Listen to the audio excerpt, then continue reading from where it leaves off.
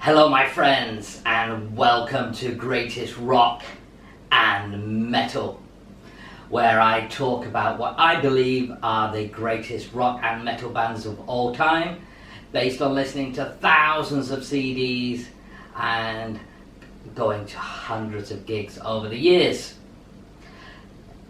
If you enjoy this channel, please subscribe, press the red button, please subscribe, so I can grow the channel and bring you more of the greatest rock and metal. Today I talk about the legendary, iconic Marilyn Manson. As you see, I am quite the Marilyn Manson fan, or was, and I'll tell you more about that as we go on. How did I get into Marilyn Manson? Well, the year was 1995, watching MTV, and this video came on for a song called Dope Hat. The video was based on the Willy Wonka, Charlie and the Chocolate Factory film, and there's this crazy looking band amongst all these other characters in this video, and a really cool song, and that was my introduction to Marilyn Manson. I had to find out more, so I went and got what at the time was a remix EP called Smells Like Children, where they remixed some of the songs from their first album, Portrait of an American Family. So I then had to get that album, and I needed to discover more. While I was discovering more, their next song that hit MTV really blew up. The song Sweet Dreams, a cover song of an old Eurythmics track. And they really did a great version of it, really metalizing it and bringing it to the masses with yet another crazy video. A little bit about Marilyn Manson's history. They formed in 1989. So it was actually 6 years before they started to get a break with Dope Hat, and more importantly with Sweet Dreams. The band was very much formed around the singer, main lyricist Marilyn Manson, the guy that appears on all the merchandise. But for me in those early days it was very much a band, and the other members of the band for me were an integral part of Marilyn Manson, the band, rather than the man. They really hit it with this album, 1996's Antichrist Superstar. Rock and roll has always had its devil. It started with Elvis, then it moved on to Mick Jagger. Even the Beatles, to a certain extent, were considered the devil. We then had the likes of Jim Morrison coming along,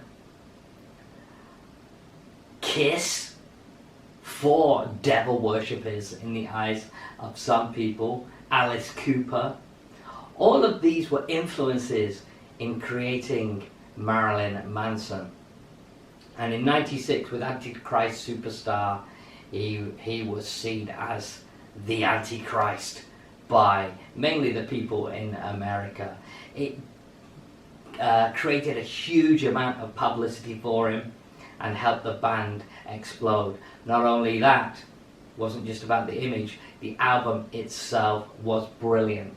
And to this day, I believe that Antichrist Superstar is his best work. Moving on in time, he then produced Mechanical Animals, Hollywood, Golden Age of Grotesque, and then things started to change. By Golden Age of Grotesque, the lineup had become pretty destabilized. Now we're really starting to see more Marilyn Manson, the solo artist. The albums that followed that were poor. The live shows were even poorer. Marilyn Manson had always had a pretty erratic live show, but when it was during the Antichrist, the Mechanical Animals era, the Hollywood era, it at least had some control to it, despite Manson's craziness. As time went on, the live shows were just dreadful, and I, along with many others, lost interest in the band. I would still buy their albums, I would still go and see them, but it just wasn't the same. I kept hoping that the next live show would be better, but it just wasn't. We started to learn that he was severely an alcoholic, taking a lot of drugs, and for sure that was affecting the shows. I remember one particular show at a festival that was just awful, and he was clearly off his head on stage. And then we move way forward into 2015, and there was a kind of rebirth with this album, The Pale Emperor. But now it is very clear this is Marilyn Manson, the solo band. And the style of the music had changed. Before it was very hard metal, industrial rock. Now it was more, he's had this comparison a lot because it is a true comparison, more introspective, more David Bowie-esque. And the music was a lot tamer. Still very good when it came to the Pale Emperor album. There's some fantastic tracks on that. It's a very strong album, but very different. And today, or this year, we have had the latest album, We Are Chaos. And it's this album that I'm going to be taking a look at today and give you a kind of mini review of this album. First and foremost, this is one of the many special edition versions of the album, and the cover features one of his self-portraits. Marilyn Manson is very much an artist as well, and you will see I actually have signed, when I met him a few years ago, one of his signed self-portraits here. Inside we have a beautiful looking white vinyl album. Very nice. And we also have, with this particular version, let me just put this back so it doesn't get any damage. We also have inside this particular version a poster as well of the album cover and the lyrics on the reverse. Okay, so onto the album itself. Like I said, if you're an old Marilyn Manson fan from the early days, we're talking about a very different Marilyn Manson now. Not the band, it's the solo. And it brings in many contributors to help him create his albums now.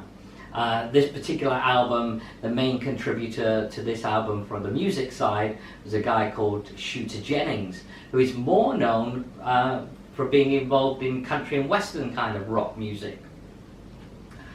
And as always, I will pick my favorite four. My first track that I would recommend is the title track, We Are Chaos. Brilliant chorus on this, and this was the first single. It's a great song, and that's what it is. It's a song.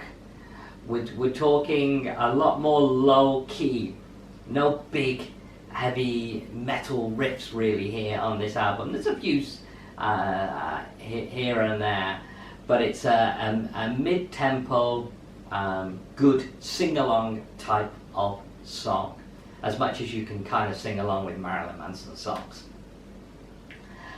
The next track I would pick is the single that followed it, Don't Chase the Dead. What I most love about this particular track is actually the start of the track, where you get a hint of Manson's past with the big guitar riffs and a blood-curdling scream that introduces the song, and you kind of think that, great, let's keep that up throughout the song, but then it goes down back into these the mid-tempo pace again. But still a good song for sure. The next track I would pick is Paint You With My Love. This is a piano ballad, that's how I would describe it anyway, but a very good one. And again, all of the lyrics really on the album are about lost love, depression, sad things, the kind of goth type of lyrical themes that you would probably associate with Marilyn Manson. And then the last track I would recommend, and the one that if you look at any reviews, any other reviews of this album, you will see that this is the track that is picked out by a lot of people as being probably one of the best on the album, a track called Broken Needle. Again, a very low-key kind of song, more picked up in terms of its popularity for the lyrics and the refrain, I'm not alright, I'm not okay, or something like that. Maybe I've not said that exactly right, but whatever, check it out yourself.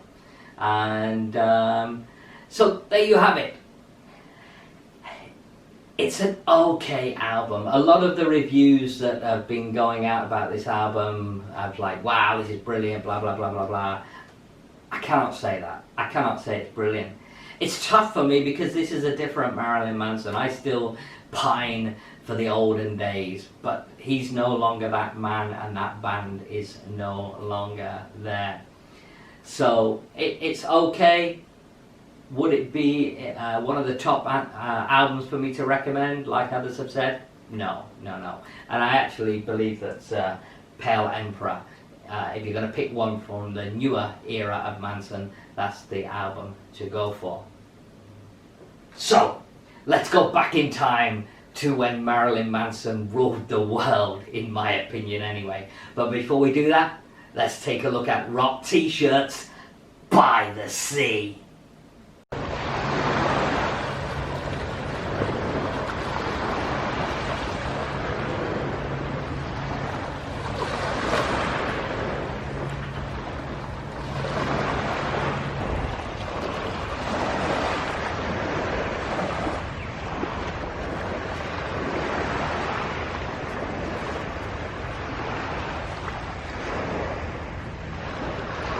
Hope you enjoyed that.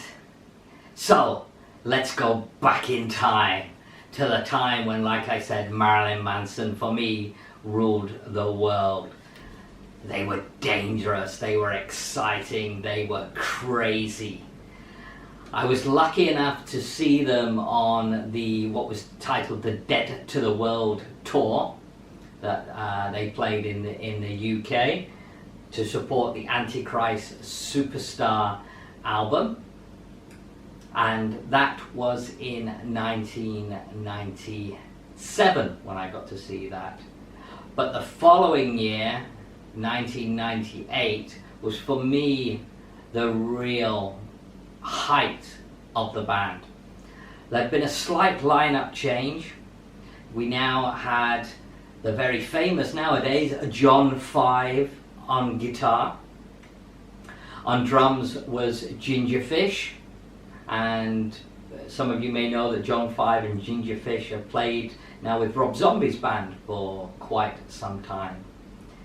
We had Twiggy on bass, a long-time companion, co-writer with Manson, and many feel, including myself, that it was when Twiggy and Manson split, that's when we started to see a decline in the band.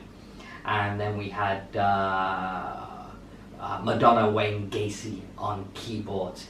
That was the classic lineup as far as I'm concerned, and that was the lineup that played this gig in Brixton, London in December of 1998, and I was there. How much was it? 14 English pounds to see that concert.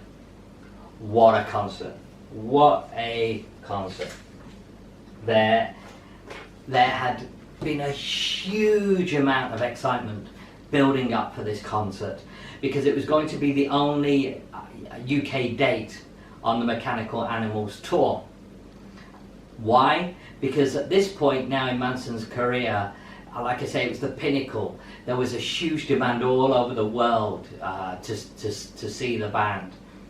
And they were bringing out for this show a real theatrical performance. Now again, one of the things I've always loved about Manson has been the theatrics that go along with the show.